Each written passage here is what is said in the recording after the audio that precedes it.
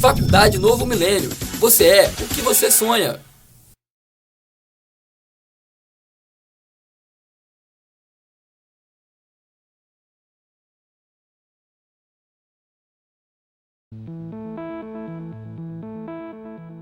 É fácil pensar que com os grandes avanços feitos em compreender e explorar a eletricidade, tenha sobrado pouco para aprender.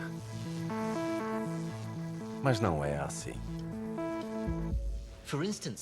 Por exemplo, fazer circuitos cada vez menores implica que uma característica da eletricidade, conhecida por mais de um século, se tornou cada vez mais problemática: a resistência. O chip de computador deve ser constantemente resfriado. Se tirarmos a ventoinha, é isso que acontece. Está disparando. 100, 120, 130 graus.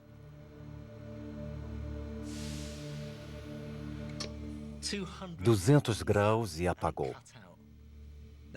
Apenas alguns segundos e o chip ficou cozido.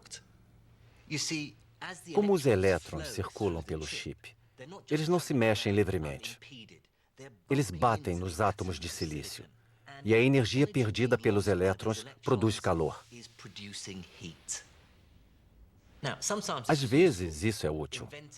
Inventores criaram aquecedores elétricos e fornos. E sempre que havia brilho incandescente, nascia uma lâmpada. Mas resistência em aparelhos eletrônicos e linhas de força desperdiça muita energia. E é um grande problema.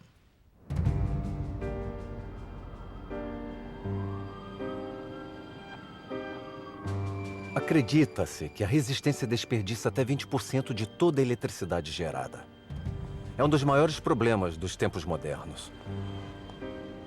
E a busca para solucionar o problema da resistência continua.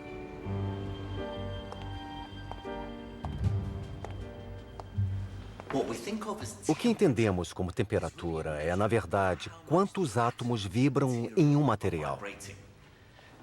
Se os átomos vibram, então é mais provável que os elétrons circulando batam neles. Então, quanto mais quente o material, maior é a resistência elétrica. E quanto mais frio, menor é a resistência. Mas o que acontece se resfriar muito, perto de zero absoluto? Menos 273 graus centígrados. Bom, a zero absoluto não tem calor nenhum. Então os átomos não se movem. O que acontece então à corrente de eletricidade, aos elétrons?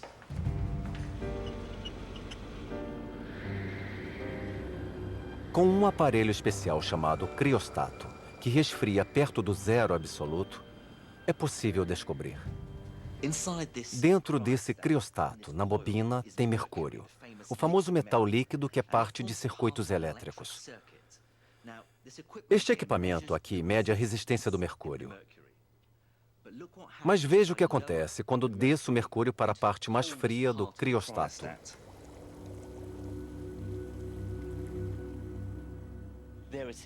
Aí está.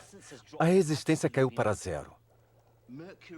O mercúrio, como outras substâncias conhecidas, tem a propriedade de se tornar um supercondutor e não apresentar resistência nenhuma ao fluxo de eletricidade. Mas isso só funciona quando os materiais estão muito frios.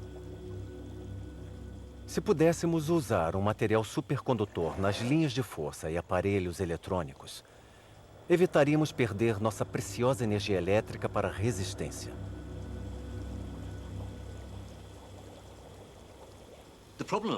O problema aqui era que os supercondutores tinham que ficar em temperaturas muito baixas. Então, em 1986, fizeram uma descoberta. Em um pequeno laboratório perto de Zurique, Suíça, físicos da IBM acharam condutividade em uma nova classe de materiais que está sendo considerada uma das descobertas científicas mais importantes em décadas. Este é um bloco do mesmo material dos pesquisadores na Suíça. Não parece nada demais, mas quando o resfriamos com nitrogênio líquido, algo especial acontece. Ele se torna um supercondutor. Como a eletricidade e o magnetismo estão intimamente conectados, isso lhe garante propriedades magnéticas igualmente incríveis. Este ímã está suspenso, levitando sobre o supercondutor.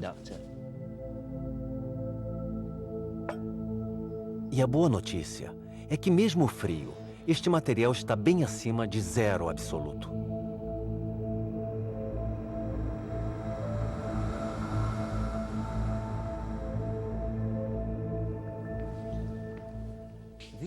Estes campos magnéticos são tão fortes que, além de aguentar o peso deste ímã, também devem aguentar o meu peso.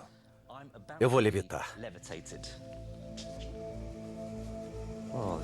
É uma sensação muito esquisita.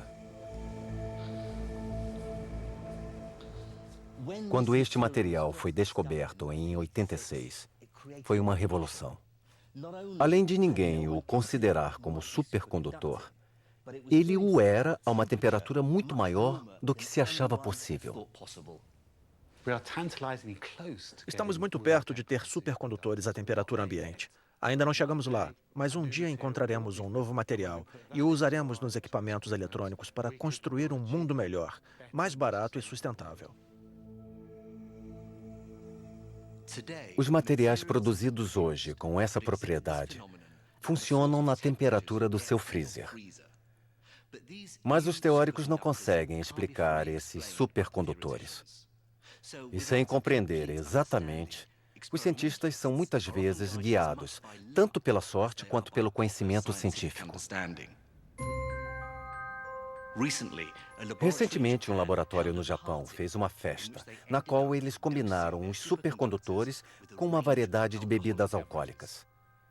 Inesperadamente, eles viram que o vinho tinto melhora o desempenho dos supercondutores.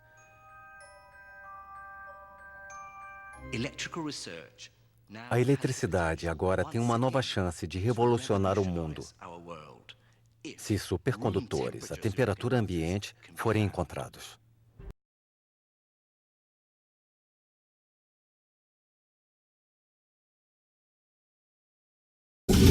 Faculdade Novo Milênio.